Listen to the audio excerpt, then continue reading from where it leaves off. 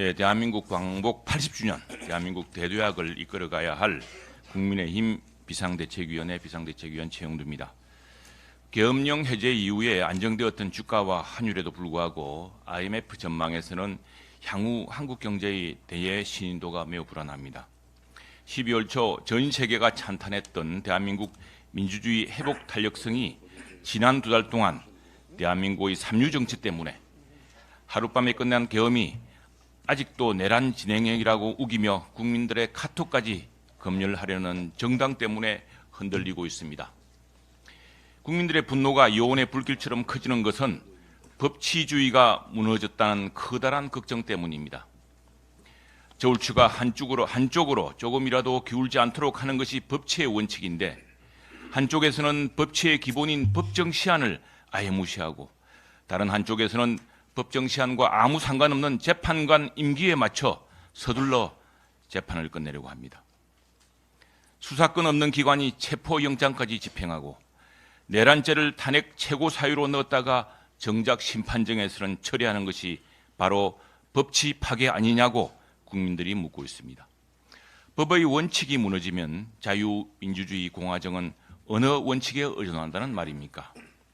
사안이 중대할수록 법의 잣대는 엄격하게 적용되어야 합니다. 적법 절차가 무시되면 어떤 판결과 결정으로도 국론을 통합하기 어렵습니다. 오늘 이재명 더불어민주당 대표가 교섭단체 대표 연설을 합니다. 오늘 국민들이 듣고 싶어하는 얘기는 우선 선거법 재판 633 원칙에 따라 진작 마쳤어야 하는데 2심 재판은 3개월 내, 즉 이번 달 내인에 마치겠다라고 밝히는 것입니다. 이미 3개월 시한은 일주일도 남지 않았습니다. 지체된 정의는 정의가 아니라는 동서고금의 최고 법원을 잊었습니까? 현직 재판관들이 이미 합헌이라고 결정했던 법조항의 위헌 시비로 시간을 끌어서도 안 됩니다. 스스로는 법을 지키지 않은 정당 대표가 어떻게 법치주의 국가를 이끌 수가 있겠습니까? 이 대표는 오늘 교섭단체 대표 연설에서 선거법 재판은 물론이고 스스로를 둘러싼 재판을 미루지 않고 조속하게 진행해 달라고 법원에 오히려 호소해야 합니다. 지금 피고인 이재명 사건은 문재인 정부 시절 피고인이 성남시장 경기지사 시절에 시작된 수사와 재판들입니다.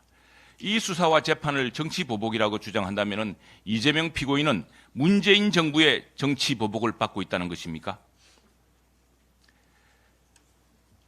대법원에서 유죄 확정 판결이 나서 비선거권이 박탈될지 모르는 정당 대표가 집권 준비를 한다니 국민들은 묻고 있습니다. 이게 법치국가냐? 21대 국회 후반기 22대 국회 들어 입법권이 남용되며 행정권을 무력화시키고 사법권을 급박한 모든 배경에는 당대표 이재명 피고인의 수사 재판이 걸려 있었습니다. 국회가 이재명 피고인의 체포영장 방탄에 총동원되었고 여야가 상임위에서 국회법 원칙에 따라 수기해야 할 입법 예산 현안들이 이재명 지도부의 지침대로 일사불란하게 강행 처리되었습니다. 사상 유례 없는 줄 탄핵 소추로 행정부를 무력화하고 사법부를 급하겠습니다. 오늘 교섭단체 대표 연설에서 이재명 더불어민주당 대표는 왜 대한민국 정치가 이 같은 분열과 위기에 처했는지 진단하고 해법을 내놓아야 합니다. 이미 역대 국회의장, 역대 총리, 정치원로, 헌정회장, 시민단체, 학계, 언론 그리고 민주당 내에서도 입법권과 행정권의 충돌을 막고 정치를 책임과 분권 협치로 이끌 정치제도 마련의 해법을 촉구하고 있습니다. 바로 개헌입니다. 대한민국 광복 80주년 대한민국 제도약을 위한 지상명령입니다. 이재명 대표는 지금까지의 정치 상황을 되돌아보고 결단을 내려야 합니다. 만약 마치 대권을 이미 차지한 듯 눈 감는다면 3년 내 이재명 대표도 똑같은 탄핵 상황에 처할 것입니다. 가장 신망받는 학자, 정치원로, 시민단체 대표들의 경고입니다. 입신 이후 100년 만에 최강 추위가 한반도를 얼어붙게 했습니다만 봄이 머지 않았습니다.